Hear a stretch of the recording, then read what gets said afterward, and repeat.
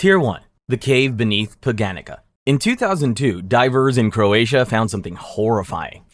No, not some shape-shifting fish, though give it a few more years for that. About 177 feet below the surface, they found the body of a scuba diver identified as MK, lying still in the cold, dark water. Finding a dead body in an underwater cave is in itself unsettling. But to make things worse, his mask was gone, and buried in his chest, a 12-inch blade. At first, police suspected that he had been murdered, and given the condition he was found in, that theory kinda makes sense. MK had gone diving with friends, so naturally, people started speculating that one of them had done it. At one point, 2 suspects were even taken into custody. But as investigators kept digging, diving, they realized their original theory was wrong. MK hadn't been murdered.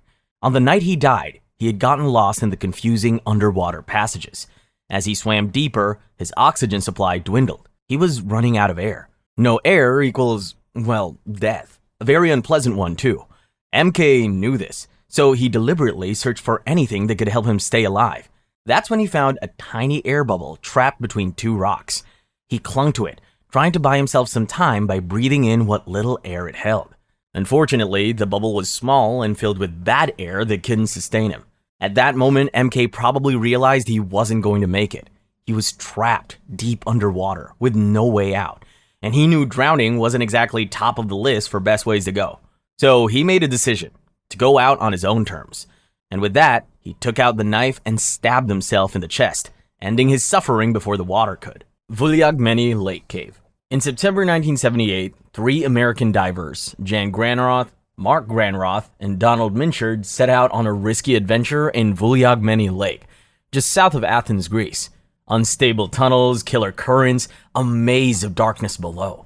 This wasn't a dive spot, it was a death trap. They were newbies, but they also had no clue what they were swimming into. 2,000 years ago, an earthquake turned this place into a death trap. Warm seawater constantly flows in, messing with visibility. Below, 14 tunnels, one stretching 800 meters, all packed with deep chambers and stalagmites. Looks cool, but will definitely kill you. The cave's deadly reputation isn't exactly new. Back in the 1940s, German divers attempted to explore it, but the strong currents and lack of proper equipment made things, fatal. As years passed, more divers perished here, including Swiss diver Jean-Jacques Bollins, who tried to map the cave in 1988. He believed that better knowledge of the terrain would help prevent accidents. Spoiler alert, it didn't. That fateful day, Donald, Jan, and Mark, despite being experienced divers, entered the caves, unprepared. They had no guidelines, no spare tanks, and no proper lighting. Basically, they broke every rule in the Don't Die While Cave Diving handbook. Deep in the tunnels, they lost their way. And on top of that, they fell into deep narcosis, a condition that clouds judgment at great depths. Sadly, they never made it back. Rescue teams tried to locate them, even releasing dye into the water to track their position, but the lake's strong currents made the search too dangerous. After repeated failures, the mission was called off. Nearly 30 years later, their remains were discovered by a diving club searching for another missing person. Jan and Mark were finally identified through DNA testing, just 3 decades too late. Lost in Sterkfontein caves. In 1984, a man named Peter Verhulsel and his friends went cave diving in South Africa's Sterkfontein caves. The goal? Measured the depth of a lake. Because apparently some people look at a dark, water-filled cave and think, yeah, let's see how far down this goes.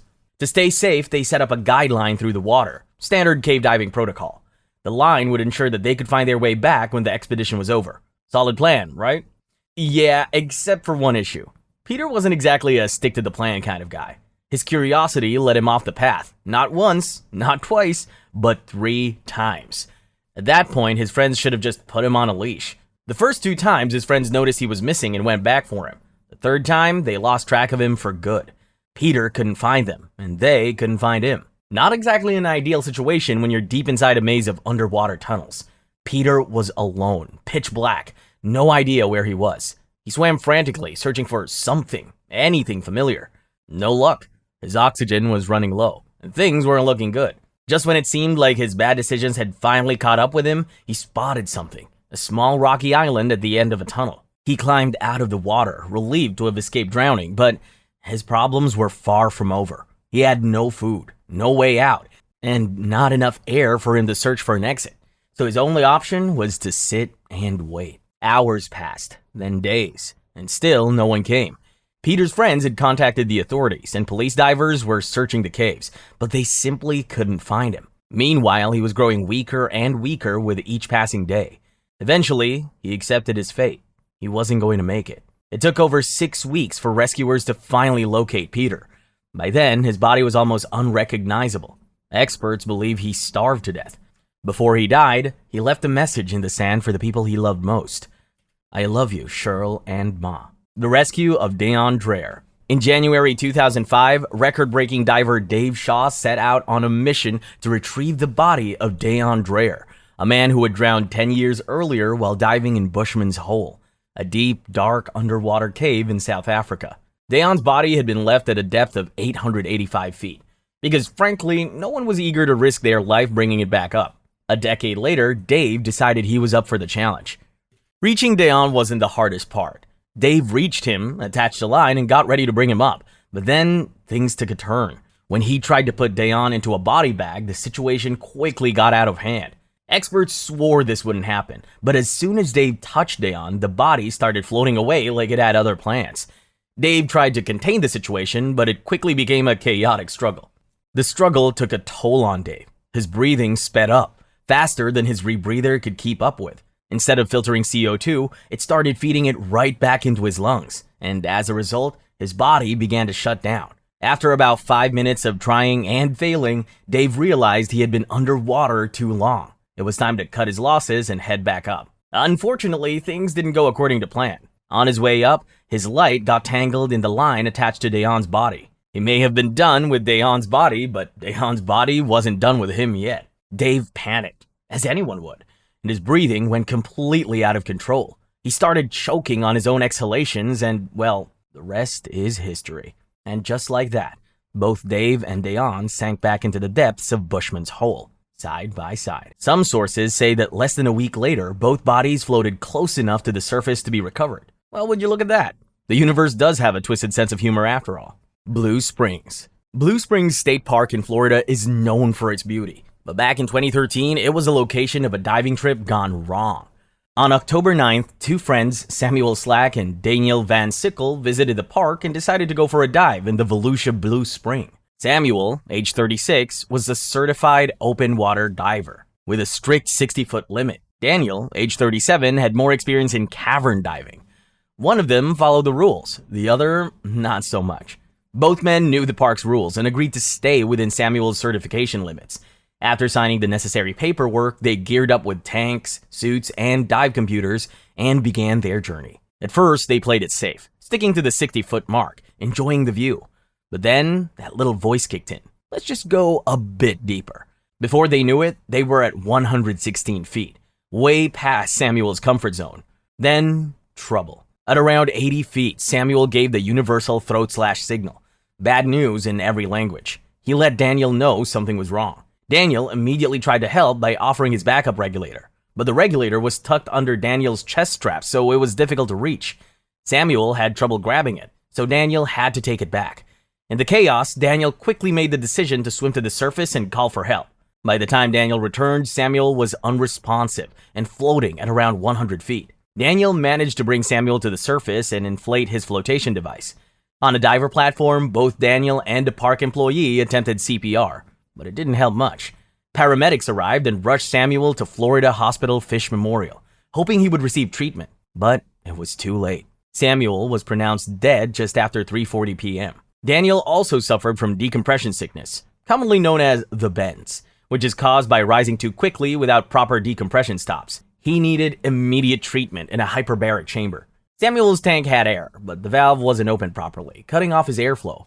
A small mistake, but a fatal one. Samuel's death was ruled as an accidental drowning. The Cave Creek Disaster.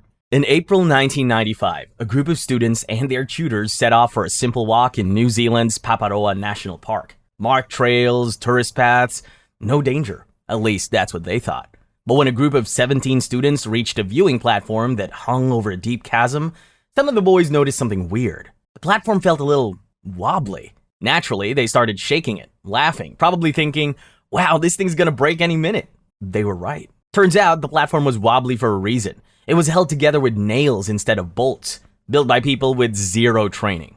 Basically, a disaster waiting to happen. After minutes of joking and laughing, the platform collapsed. The students and field officer fell straight into the chasm below. One lucky guy somehow grabbed a handrail on the way down and lived to tell the tale. The others, well, let's just say they didn't fare as well. Helicopters arrived, pulling out the survivors. Only 4 students made it. One had a fractured spine, but compared to the others, she was lucky. It's kind of sad how a day that was supposed to be safe turned into a disaster, all because someone cut corners on safety standards. Tier 2. The Nutty Putty Cave Collapse. In November 2009, John Jones found himself living a real-life nightmare deep inside Utah's Nutty Putty Cave. He had gone exploring with his brother, but things took a turn for the worse when he got stuck in a narrow passage, head first, and nearly upside down. Rescue teams rushed to the scene, including experienced caver Ryan Schertz, who spent 19 long hours trying to save him. And by long, I mean really, really long, because John's situation was about as bad as it gets. He was wedged so tightly in the rock that he could barely move, and being upside down for so long put serious strain on his heart and lungs. Despite the pain, John kept his sense of humor. "I'm sorry I'm so fat," he joked to Ryan. "It'd be easier to pull me out if I wasn't." Ryan promised to be his workout buddy once they got out. Sadly, that never happened. The rescue team worked non-stop to set up a pulley system strong enough to pull John free. When everything was finally in place, they swung into action. The first pull was excruciating. John was in so much pain that they had to stop to let him recover, but time wasn't on his side. He was growing weaker by the minute. The rock arch holding the pulley system gave out, and the rope snapped, and John tumbled right back into the crevice. As if that wasn't bad enough, a carabiner flew off and smacked Ryan in the face, hard enough to slice his tongue. Ryan was bleeding and in serious pain, so he had to leave the cave. As the team helped him out, his father took over the rescue effort. The older man crawled into the tight space and established communication with John. But by then, it was too late. John had been upside down for so long that his body couldn't take it anymore. He lost consciousness and passed away before anyone could reach him again. After the incident, authorities decided that recovering John's body was too risky, so they sealed it up with John's remains still inside. Weeki Wachee Spring Cave. On March 31st, 2012, 29-year-old Marcin Kay joined a team of divers from the Karst Underwater Research Team for a dive at Weeki Wachee Springs, Florida. Deep, complex, and definitely not beginner-friendly, the cave system required serious planning. Marcin had done it many times before. This time was different. The dive began around 3:30 p.m. The group descended to about 175 to 180 feet into the main spring area, heading toward an open cavern with tight rock formations. It sounds challenging, sure, but for Marcin, this was just another Sunday. After exploring the cave, Marcin signaled he was heading back to the exit. To get out, he had to squeeze through a narrow crevasse while fighting the strong water flow. Safety ropes had been placed to guide the divers, but Marcin took a detour straight into a tighter, more dangerous section. Investigators think this wasn't a choice. It was likely the result of a cerebral arterial gas embolism, a condition that hits when you surface too fast. In simple terms, it scrambles your brain and knocks you out in seconds. As Marcin moved erratically, his team tried everything to help. Light signals, physical contact, you name it, but he didn't respond. Instead, he kept pushing forward into a space too tight for anyone else to follow. After trying and failing to get through to Marcin, the team rushed to the surface and called for help. A rescue team arrived quickly, and they managed to get to Marcin in minutes. Unfortunately, by the time they found him, his mask was up on his forehead, and his regulator was out of his mouth. He had already passed. After the dive, investigators found he still had plenty of air in his tanks, and that all his equipment were working perfectly. The cause of death was the embolism, which sent an air bubble to his heart, stopping blood flow to his lungs. Marcin Kay loved two things: computers and cave diving. Whenever his mom voiced her worries about cave diving, he'd shrug it off and say, "Mom, if I ever die, caving is the thing I love the most." Sadly, he died doing exactly that. Apopka Lake Cave. On July 4th, 1995, Kevin Wookey, age 34, and Daniel Smith, age 25, set out for a dive at Gordonick Springs near Apopka Spring. Just a fun trip with friends. Until it wasn't. The cave had everything you don't want. Narrow vents, twisting limestone tunnels, steep slopes, and enough silt to blind you instantly. But like many adventurers, they thought, how bad can it be? They geared up and told their friends they'd be back in 45 minutes. One problem, they were both open water divers, and this was very much not open water. They went in, 45 minutes passed, no sign of them. An hour later, their friends were panicking and called the sheriff's department. When authorities arrived, it was clear they needed specialists, so they brought in two experienced cave divers, Jim Calvin and Mark Long. Mark was a seasoned pro with over 800 dives and 14 years of cave diving under his belt. These guys knew the dangers of underwater caves, so they quickly got to work. Jim and Mark entered the cave system and immediately had to deal with poor visibility and tight spaces. After working their way through the silt-filled environment at a depth of 96 feet, they found Kevin and Daniel, trapped in a narrow, rocky section of the cave. It wasn't pretty. The two men were floating lifeless in the murky water. It was clear that Kevin and Daniel had bitten off more than they could chew. They were certified only for open water diving, not cave diving. Since they didn't have the experience or training for a cave dive, it's likely that the tight, silt-filled environment threw them off. And once that silt got stirred up, they probably couldn't see a thing. The poor visibility would also have made it impossible for the two to find their way back up. Floyd Collins and Sand Cave. In 1917, Floyd Collins, a Kentucky cave enthusiast, discovered the Great Crystal Cave. And just to be clear, he named it himself. Cullen had big dreams, turned the cave into a tourist attraction. One problem, it was in the middle of nowhere and nobody showed up. So much for that plan. In January 1925, Collins set his sights on a nearby cave, which the media would later nickname Sand Cave. He'd been on the hunt for a new cave entrance, something that might bring in more visitors, when he found it. But while crawling through a tight passage 55 feet underground, disaster struck. A 27-pound rock came loose and pinned his ankle. Just like that, he was stuck. And that's when things started to get complicated. News of Collins' accident spread like wildfire, and before long, reporters, rescuers, and a crowd of curious onlookers turned the whole thing into a spectacle. People showed up to watch the rescue. Vendors even set up stalls to sell food and souvenirs. You know what they say, who needs Netflix when you've got a real-life tragedy? Rescuers tried everything, sending food, water, anything to keep him going. But the passage was too narrow to pull him out. So they began digging a vertical shaft to reach him. But progress slowed when they hit boulders. As if things weren't bad enough, at one point, the cave passage collapsed in two places. Day after day, Collins waited. Rescuers tried, but deep down, everyone knew he wasn't getting out. On the 14th day, Floyd Collins passed away from exposure, dehydration, and hunger. But it didn't end there. His body wasn't retrieved until 2 months later, and for a brief period, the site of tragedy became a tourist attraction. After a chaotic stint of being put on display and even stolen at one point, Floyd's remains were finally laid to rest in the Mammoth Cave Baptist Church Cemetery. Waianapanapa Caves. In January 2017, Gregory Willem, a 33-year-old outdoor enthusiast from California, set out to explore the Waianapanapa Caves in Maui. Stunning, eerie, a little terrifying. The perfect spot for an adventure. What could go wrong? Well, everything. He didn't go alone, though.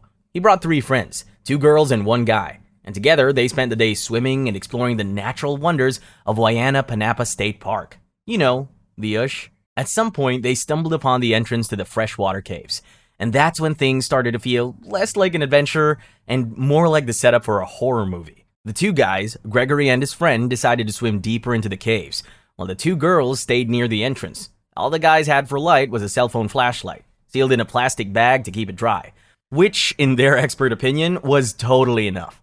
What they didn't know was that, despite the caves looking calm and inviting, the water level could rise without warning, and the pitch-black darkness could throw even the most experienced explorers off track. As Gregory and his friends swam deeper into the cave, they somehow got separated. Gregory's friend surfaced alone. Something felt off. So, like a true ride or die, he swam back in to find him. After searching for a while, he spotted a faint light, which turned out to be the phone they'd been using as a flashlight, floating in the water. But Gregory was still nowhere to be found. By now, it was clear that Gregory was in serious danger, so the group quickly called for help. The local fire department and rescue teams rushed to the scene, and hours later, they found Gregory's body about 75 feet from the entrance. Even though he was an experienced swimmer in excellent health, Gregory had drowned. To this day, the cause of his death remains a mystery. Did the darkness disorient him? Was there some hidden underwater hazard? Did a sudden medical emergency catch him off guard? I guess we'll never know. Jackson Blue Cave. On May 26, 2023, Benjamin Strelnick and his colleagues set out to explore the Jackson Blue Cave system in Marianna, Florida. Both were experienced divers, but that day, they decided to check out a lesser-known section, one they should have probably left alone. Curiosity got the better of them, and they followed a guideline leading down a tight, unmapped path. You can probably already guess where this is headed. Disaster. Ben had been a certified cave explorer since 2021. He had the training, the gear, and even a rebreather for tight spaces. He probably figured he had this under control, but boy was he wrong. After descending to around 79 feet, the pair followed the main route, carefully making their way across the clear waters. Visibility was great, until it wasn't. One wrong move and crystal clear waters turn into total blindness. When they approached a small, unmarked restriction just before a T-junction, Ben noticed a guideline leading into the passage. And like every character in a horror movie who should have known better, he decided to investigate. Ben went in first, carefully following the guideline, but what he didn't notice was that the walls were closing in around him. The narrow space left no room for him to turn back, but it wasn't until the wall started pressing against his body that he realized he was stuck. Panic kicked in as Ben fought to free himself. With no visibility and barely enough room to move, getting out was pretty much impossible. His dive buddy, realizing something was off, tried to help, but didn't exactly have the skills for a rescue. So, with no way to reach Ben and nothing but darkness around him, his partner decided to head up and call for help.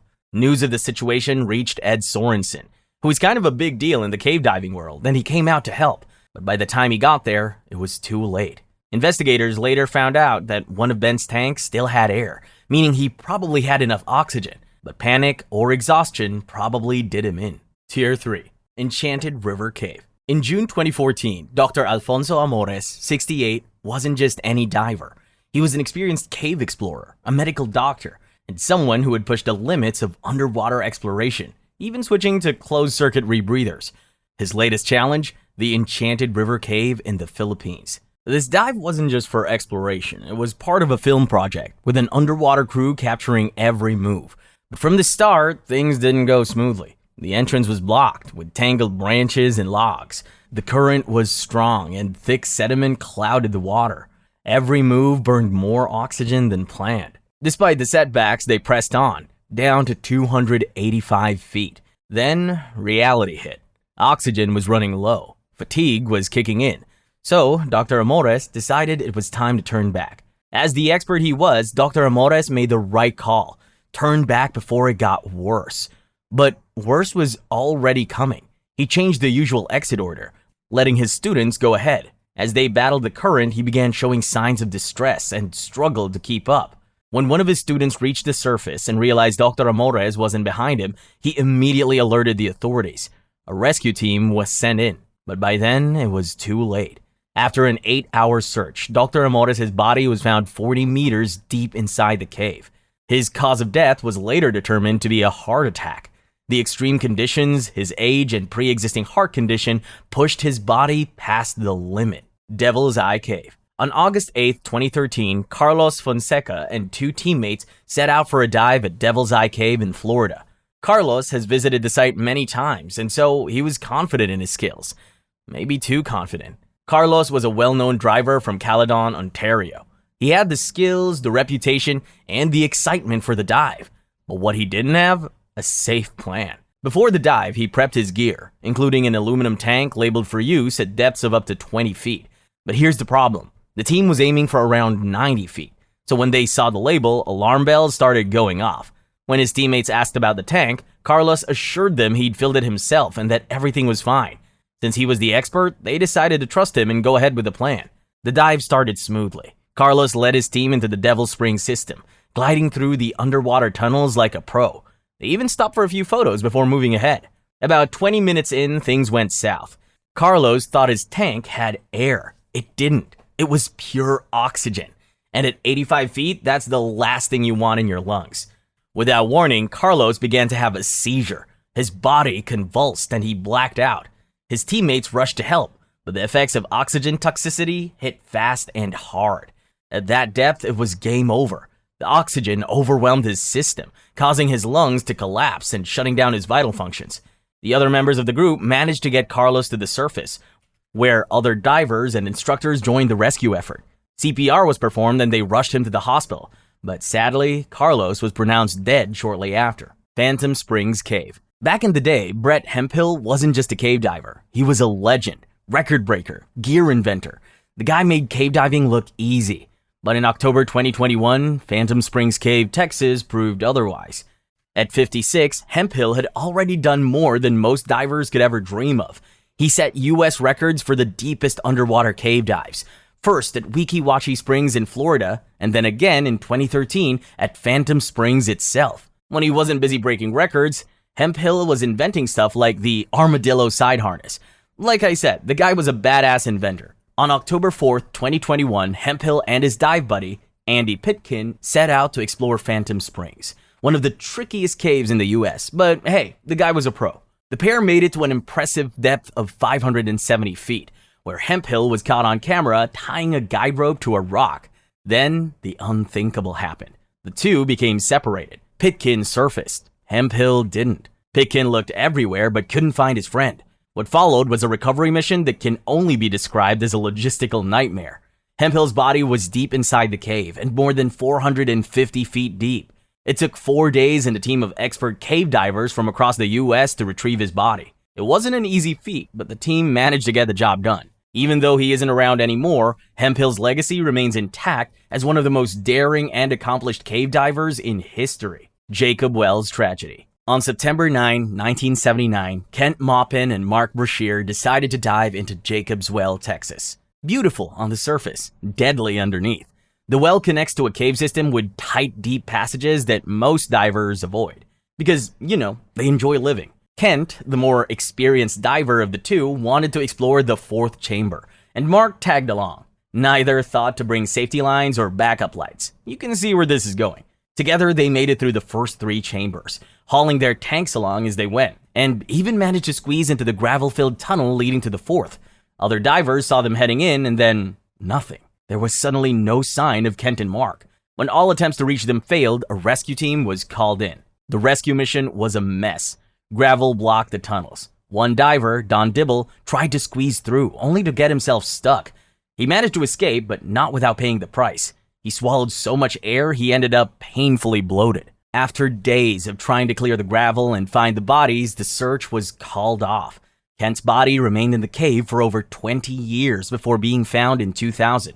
On the other hand, Mark's remains were recovered bit by bit over the years, which is as bad as it sounds. Goss Canyon. On September 17, 2000, Air Force Master Sergeant Paul Hayden and his brother decided to explore an old abandoned water well in Goss Canyon, La Crescenta, because apparently abandoned wasn't a strong enough warning. Paul was no amateur, an Air Force para-rescue instructor with a solid plan to avoid the deep sumps in the well. But even the best plans can go south. Paul anchored himself to his brother with a rope and told him he had 2 hours of air. His main light source for the adventure was a waterproof video camera lamp. When everything was in place, Paul started the dive, leaving his brother outside to monitor the rope. About 15 to 20 minutes in, the rope went slack. When repeated tugs didn't get a response, Paul's brother realized something was terribly wrong. He ran straight to the sheriff's office. Rescue teams arrived quickly and divers began the search, hoping to find Paul alive.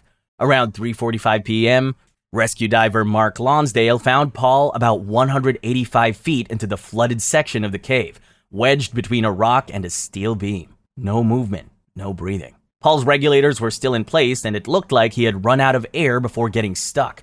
Sadly, all attempts to recover his body were unsuccessful. The space was too tight, and his position made moving him impossible.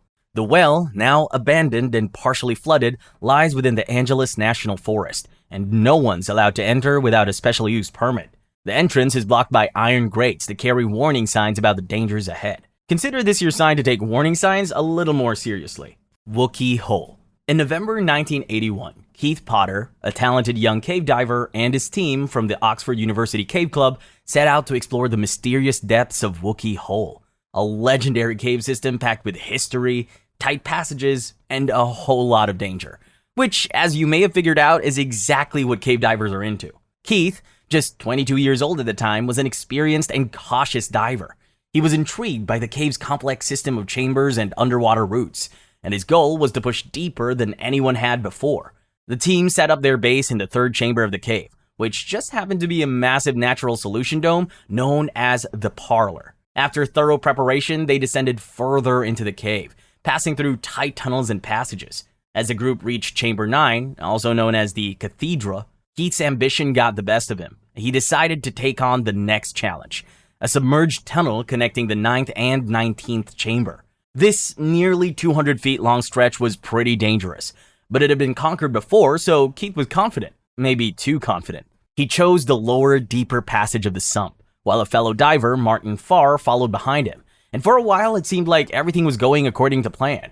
Things took a tragic turn. Farr got to the end of the slump to find Keith motionless, just a few feet away from an air pocket, his regulator floating free. Farr and other team members tried desperately to revive him by performing artificial respiration for nearly an hour, but their efforts were in vain. The group eventually carried Keith's body out the cave, retracing their steps along the canal path. No one knows for sure what happened to Keith. Some think the cold got him. Either way, he never made it out. Tier 4. Dragonniere Cave. On October 3rd, 2010, 46-year-old Eric Establi, an experienced cave diver, set out on what should have been a routine dive in Dragonniere Cave, France. But deep underground, routine doesn't mean safe. Eric planned a 6-hour dive, hoping to map uncharted tunnels. But as he swam deeper, the cave had other plans. Silt blackouts, zero visibility, and a growing sense that things were going wrong. Despite the challenges, Eric kept going, until he found himself trapped on the far side of a rockfall. His way out blocked and his air was running low. Needless to say, things were looking real dicey. In his final moments, Eric left some of his gear behind, which would later help rescuers piece together what had happened. Word of Eric's situation spread fast, and soon British cave rescue experts Rick Stanton and John Volanthen were on the case. These guys were no strangers to high-risk situations, but even they knew this was going to be tricky. The conditions were nothing short of a nightmare. The rescue had to contend with silt-filled water, narrow passages, and the constant threat of more rocks falling on them. On their first try, the team made it to the rockfall, but couldn't squeeze through with all their bulky gear and limited air. Still, they didn't give up. They swapped their gear for slimmer equipment and brought in engineers to drill alternate routes. But despite their efforts, they didn't make much progress. Finally, after what must have felt like a million dives, Rick and John squeezed through a narrow gap in the rockfall. They pushed further into the cave and found Eric's body about 15 feet below. It looked like he'd run out of air while desperately searching for a way out. Sadly, retrieving Eric's body wasn't possible because of how tight the cave passages were. Instead, the team shifted their focus to recovering his diving computer, which held crucial data about his final moments. But after 10 days of relentless efforts, they had to call it quits. Despite every effort, Eric was never recovered. His final resting place? Somewhere deep in Dragonniere Cave. Little Dismal Sink. On May 15, 1988, a group of experienced cave divers set out to explore the deep, uncharted parts of a cave system called Little Dismal Sink. If you think the name sounds a bit melodramatic, you're not alone, but it's well deserved.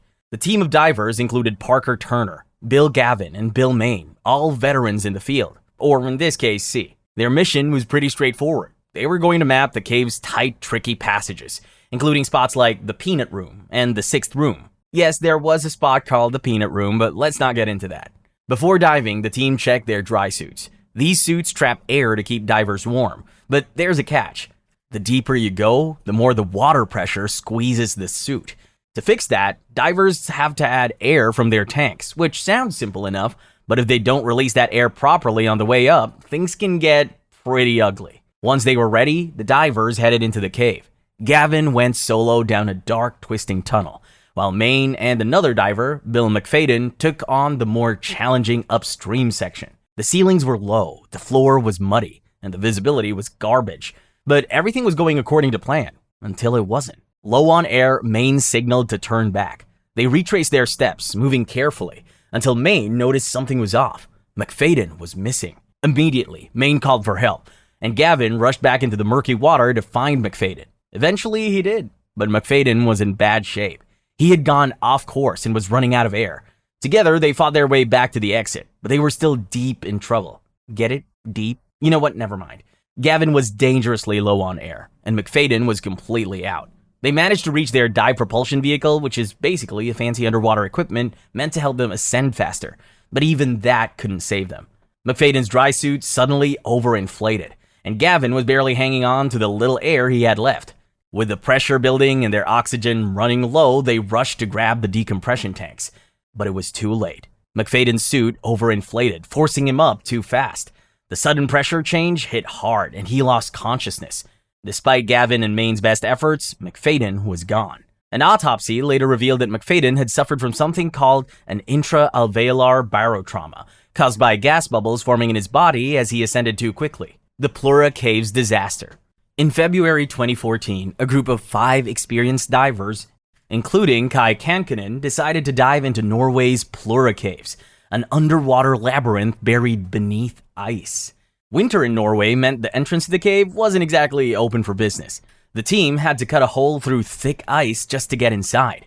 Patrick Gonchvist and Jari Hutarinen were the first to enter into the dark, icy water, while Kai and the rest of the team followed close behind. They planned to explore the winding underwater passages and pop out on the mountainside. The plan was simple: dive in, explore, surface on the other side. But as Kai neared the exit, he found something that would haunt for the rest of his life: the lifeless body of his friend, Jari Hutarinen. Hutarinen had gotten stuck in a tight spot, and in his panic, he swallowed water and drowned. His body was now blocking the way forward for the rest of the group. Seeing Hutarinen's body, another diver, Jari Usimaki, started to panic. His breathing sped up. CO2 flooded his system, and before Kai could help, he was gone too. And just like that, Kai was alone in the freezing cave. With 2 of his friends dead, Kai decided it was time to call it quits. He swam towards the entrance, only to find the hole in the ice was gone. Since he couldn't find the original hole, Kai decided to make his own exit by mashing through the ice with whatever strength he had left. After 11 long hours underwater, Kai finally broke through to the surface, cold, exhausted, and lucky to be alive. The others who made it out reached the mountainside. The rest weren't so lucky. It took 2 months before the bodies were finally recovered. The Mossdale Cavern disaster. In 1967, John Ogden and 9 others set out to explore Mossdale Caverns, England. A 2-mile pitch-black maze with no maps, no markers, and no way of knowing what was coming. So, naturally, it was the perfect place to go for a fun weekend. I mean, what could possibly go wrong? After 3 hours of crawling, climbing, and squeezing into different, narrow, rocky passages, 4 members of the group decided that they had had enough and called it a day. The other 6, including Ogden, kept going. What they didn't know was that their adventure was about to take a terrifying turn. Above ground, a light drizzle turned into a heavy downpour. The creek near the cave swelled and then overflowed, sending a surge of water straight into the tunnels. Of course, the group underground had no clue this was happening. By the time they realized what was happening, the water was already there, rushing through the tunnels, swallowing their escape route. First their feet, then their knees, then their necks. Their only chance of survival was to find higher ground, assuming there was any left. Up ahead, Ogden saw a crack in the rock. His only chance. He squeezed in, barely fitting his head into a tiny air pocket, but there was no room for anyone else. The rest of the group couldn't make it up, and they were eventually swept away by the rising waters. One of the 4 cavers who had bailed earlier realized something was very wrong and rushed back to the cave. She managed to get the cave rescue teams down there, but the weather made the cave too dangerous for anyone to enter. It took a while before they could safely start the rescue efforts. By the time they did, they found Ogden and his friends lifeless. The Wakulla Leon Sinks Cave. On June 11, 2011, retired U.S. Army Colonel Jim Miller, a seasoned cave diver, set out with 2 friends to explore one of the deepest underwater cave systems in the U.S. With over 20 years of diving experience, Jim knew the risks and was well prepared. Or at least, that's what he thought. The group carried multiple bottles of decompression gas, each one designed for specific depths to ensure they could ascend safely and avoid decompression sickness. They started their dive at Whiskey Still Sink before moving through a shallow conduit to Innisfree Sink, where they got ready to go even deeper. Then, a small mistake. One of Jim's gas bottles slipped from his grasp and sank into the abyss. Annoying, but not a big deal, or so he thought. Thinking it was just a bottle meant for shallower depths, Jim shrugged it off and pressed on. What he didn't realize was that he had just lost the most crucial bottle of all, the one needed for depths of 240 feet and beyond. Jim didn't know what was at stake, so when his friends decided to go deeper into the water, he went with them. At around 240 feet, he switched gas bottles, assuming he was using the right one. But nope, he had grabbed the bottle meant for 70 feet, not 240. This meant he was breathing a mix of oxygen that was 3 times stronger than what was safe at that depth. For an hour, everything seemed fine. Then, Jim froze mid-swim. His body convulsed violently. Oxygen toxicity. Too much oxygen at too high a pressure. His brain was shutting down. Jim's friends tried to help, but his jaw locked up, making it impossible to give him the right gas mix. Jim's friends tried to save him, but it was too late. A lifetime of experience and a single mistake sealed his fate. Deep in the cave he knew so well. The Eagle's Nest Sinkhole. Eagle's Nest Sinkhole, Florida. Often called the Mount Everest of cave diving. From the surface, just a murky pond surrounded by mosquitoes and overgrown vegetation. Below, a deadly labyrinth of tunnels. On October 15, 2016, the team arrived at Eagle's Nest for what should have been a routine dive. Patrick Peacock and Chris Rittenmeyer were seasoned cave divers. The third, Justin Blakely, wasn't, so he stayed near the surface. The plan was simple enough. Patrick and Chris would descend into the cave, and they'd all meet back at a specific spot after an hour. Patrick and Chris descended into the cave's winding tunnels, passing through eerie landmarks. The ballroom, the pit. Names that sounded fun, but weren't. At the appointed time, Justin returned to the meeting point. No sign of Patrick or Chris. He surfaced, waited. Hours passed, still nothing. As night fell, Justin called for help. The first search team scoured the cave. Nothing. It wasn't until early the next morning that a second team discovered their bodies, 260 feet below, near the exit of the pit. Patrick's equipment showed signs of trouble. An empty gas tank, tangled hoses, backup lights out of place. Something had gone very wrong. Chris's body was found nearby, floating with scattered gear, which suggested that he might have been disoriented in his final moments. The likely cause of their deaths was identified as nitrogen narcosis, a condition that slows reflexes, clouds judgment. At 260 feet, it's like being drunk underwater, except there's no sobering up. Tier 5. The Cave of Death. If a cave is nicknamed the Cave of Death, maybe, just maybe, it's best to stay out. But in August 2005, 5 friends in Provo, Utah, decided to ignore that little red flag. That decision cost 4 of them their lives. The cave was tucked away on Y Mountain near the Seven Peaks golf course, a local favorite for hikers, but definitely not for amateurs. 4 members of the group, Blake Donner, Jennifer Lynn Galbraith, Scott K. McDonald, and Ariel Singer, slipped into a narrow underwater tunnel, leaving Joseph Ferguson behind. But once inside, they soon got lost while swimming through the dark passage. Ferguson last saw them enter the cave at around 2 a.m. Hours passed, no sign of them. His gut told him something was wrong, so he called for help. Rescue teams arrived, pumping water out to make the search safer. Hours passed before they found them, lifeless. The cause of death? Drowning. The 4 of them had entered the cave through a narrow underwater tunnel, which led to a small cavern. Though there was enough space to breathe in this cavern, the hikers seemed to have run into trouble trying to go back through the tunnel. The bodies were found in positions that suggested they were trying to make their way out when disaster struck. It's believed that one of the victims got stuck, blocking the others from escaping. Authorities sealed the cave to prevent future tragedy. But the warning was always there in the name. Cenote, nariz. On a bright afternoon in February 2024, 3 experienced divers and one of Mexico's many hidden cenotes, Cenote nariz. The team, 2 locals and a visitor, all had different setups. Jack and Paul used the KISS Sidewinder rebreathers, while Ryan ran an open circuit side mount. Their names weren't released to the public, but let's call them Jack, Paul, and Ryan. They started their dive at 2:11 p.m. and swam for about 33 minutes to Cenote Acton Hu. After a quick surface break and some casual conversation, they dove back. As the trio explored the cave, they placed markers and navigated tight spots. By 3:11 p.m., Ryan let Jack know that he'd hit his turn pressure, meaning it was time to head back. Ryan started making his way out, while Jack and Paul pushed on deeper into the cave. At point 8, they reached a deeper section, then turned back. 5 minutes into the return trip, Paul noticed Jack acting a bit off. His face was flushed, and he looked confused. Paul tried to get Jack to switch to his backup air, but Jack was out of it. Disoriented, his rebreather loop came loose. Paul did everything he could, but the situation spiraled fast. Too fast. Eventually, Paul made the call to exit the cave, and on the way out, he ran into Ryan. They resurfaced at 4:52 p.m. and immediately called for help.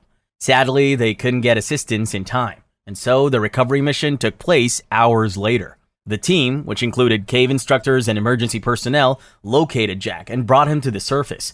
They inspected his rebreather equipment but couldn't pinpoint exactly what went wrong. Jack's exact cause of death remains a mystery, but experts suspect hypercapnia, too much CO2 in his blood, confusion, dizziness, possibly a seizure. The equipment showed signs that the CO2 scrubber had flooded, which may have made things worse. Another possibility is hyperoxia, or too much oxygen, which can cause dizziness and seizures. It's likely that a combination of these factors caused Jack to lose control and ultimately drown, but we will never know for sure. The Mount Gambier tragedy. On February 27, 2011, Agnes Miloka, a well-known cave diver, suited up for yet another dive into Tank Cave. She'd been here countless times before, always calling it a web of tunnels. This time, she wouldn't make it back. Born in 1981 in Australia, Agnes wasn't just a diver. She was an explorer, a maritime archaeologist, photographer, and a writer. She didn't just swim through caves, she mapped them, documented them, and pushed their limits. Tank Cave in Mount Gambier, South Australia. It's stunning, but also a death trap. The entrance? Hidden beneath a water tank. Divers have to climb a ladder just to reach it, and once inside, there's no easy way out. Just 23,000 feet of twisting tunnels. The water's clear, sure, but those twisting paths and tight spaces, they're not so inviting. Agnes and her dive buddy swam side by side until they hit a tight passage. Then, everything fell apart. Silt kicked up from the walls, turning the crystal clear water into complete darkness. And in the chaos, they got separated. Agnes got disoriented, couldn't find the guideline back to safety, and eventually ran out of air. 2 days later, rescuers found Agnes, 500 meters from the entrance, trapped in a narrow passage. Finding her was the easy part. Getting her out, that was an entirely different challenge. The task was so tricky that emergency air tanks were set up along the route to help the rescue divers make their way through the tunnels without running out of air. Indian Springs disaster. In November 1991, a group of the world's best cave divers gathered for a daring expedition in Florida's Indian Springs Cave. The goal? Explore and map new passages. The risk? Higher than any of them realized. At first glance, Indian Springs looks like any other pond in Wakulla County, but beneath the surface, a maze of tunnels stretching for miles, some dropping as deep as 300 feet. On November 17th, the dive teams were divided into 3 groups, each with a specific task. One placed air tanks, another secured equipment, and the last group was tasked with the actual exploration. Parker Turner and Bill Gavin, both experienced divers, were part of the team tasked with exploring deep into the cave. Armed with special gas mixtures to deal with the extreme depths, they made their way through the tight squaw's restriction, a narrow passage barely wide enough for one diver. They entered the vast wakulla room, explored it, and started their return. Everything was fine, until it wasn't. As they made their way back through the restriction, they found it completely blocked by a thick layer of sand and debris. The guideline they should have been following was now tangled and disappearing into the silt. Unknown to them, a cave ceiling collapse triggered by air bubbles had caused a mudslide, completely blocking their way out. With visibility now reduced to zero and air supplies running low, panic set in. Bill and Parker frantically searched for an escape route. They were pulling on lines, searching for an escape. Nothing. Time was slipping away. Parker wrote, "What do we do?" on his slate, but Bill had no answers.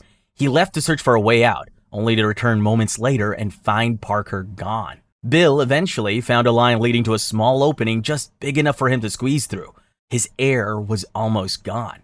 Then, by some stroke of luck, he found some abandoned equipment, a regulator, just enough to survive. When the support team pulled Billy from the cave, he was alive. Parker wasn't, and the equipment that saved Bill, it likely belonged to Parker. Zacaton sinkhole. April 6th, 1994. Legendary cave diver Shek Exley decided to take on Zacaton, a sinkhole in Mexico that's over 1,100 feet deep, pitch black, and a no-go zone for most people. But Shek Exley wasn't most people.